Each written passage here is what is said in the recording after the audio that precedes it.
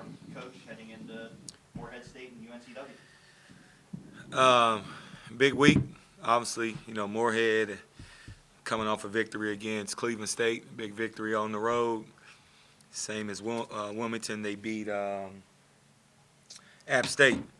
So again, and then we dropped a tough one at Western. So big week, but we're looking forward to it. Let's talk a little bit about that game at Western.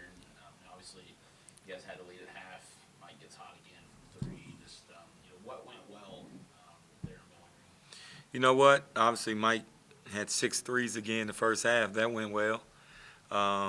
We had our chances. It was a back and forth game. Our guys. We have to understand what it takes to win those type of games. And those type of games, right? There's a fine line, and we have to do a better job of executing on both sides of the ball.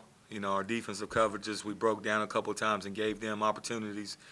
And then on the offensive end, we had some really good looks that we need to complete to win those type of games. But it was a fun game. The crowd was energetic. I was surprised. I thought everybody was going to be at the football game because they had just, I guess, beat Jacksonville State to go to the championship game. But those people came in, man. It was a later game, and they were loud.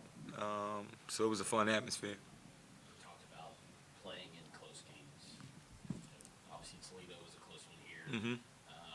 Now you got this one. The more you play in those, does their comfort level grow in those situations? Yeah, I believe so. I think these games, outside of conference, the close games, I think they can do nothing but help us. Again, we have to understand as a team what it takes to get these kind of games in the winning column. And again, it's a fine line between winning those games and losing those games, and obviously a little bit with our, like I said earlier, our defensive execution and just finishing some easy plays around the rim and making our wide open shots. But again, I was proud of the way we competed. They went on a run, which we knew they would do. They were a really good team, tournament team, 22-11 last year. Turned 4 starters, returned 12 guys off of that team. So really good team. Hank does a great job to coach. He was a junior college coach who had great success. He was an assistant there last year. So, again, they were returning the tournament team. And for us to go into their place and fight like we did, I was pleased with that. You go from an opponent you got a lot of history with to another opponent you got a lot of history with, Morehead State. What about them is challenging? They have experienced guys. If you look at their starting five, it's grad, a couple seniors, a couple transfers. They've had White's played at 3 Division I schools. They have a transfer from Bryant. They have a transfer from Xavier. So these guys have been in tough environments. They have a lot of experience. Jonathan does a great job. Again, they play hard. After studying them a little bit, I can see what he's trying to do defensively.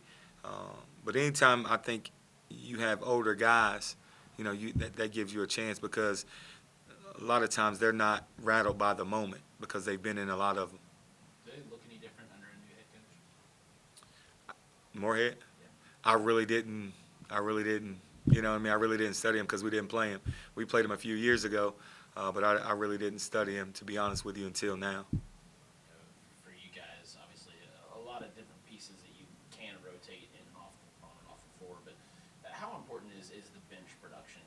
As you get further into the season. It's always good to have some guys coming off the bench and able to do some things. I like our bench guys. I like them. We've been bringing in Jalen Spear, Cade, Wyatt, Jacob, Will. So I'm confident, in our guys that when whoever it is off the bench, we call their number, they'll be ready. What do you look forward to the most about playing in front of the home crowd when you get the chance to? It's awesome. Like I said after the Western game, you can tell people at Western Kentucky care. You can tell by the crowd, by the interaction. It's just it's a vibe, right? And our people are the same way. Playing here is obviously special. I've been doing it for a long time now, not just coaching here, but I played here as well. And it's a special place to play. We look forward to, and our fans showing up and being loud and giving our guys an extra boost. Trust me, it makes a difference. When you're playing at home and you're competing and you have basketball knowledgeable people that understands and knows the games and cheer and support these guys. So we always look forward to playing in the can. When you look at a guy like Obina, maybe he's not had exactly the numbers people might have expected, but how has he kind of sunk into the role that he has on this team? We're expecting big things out of Obina.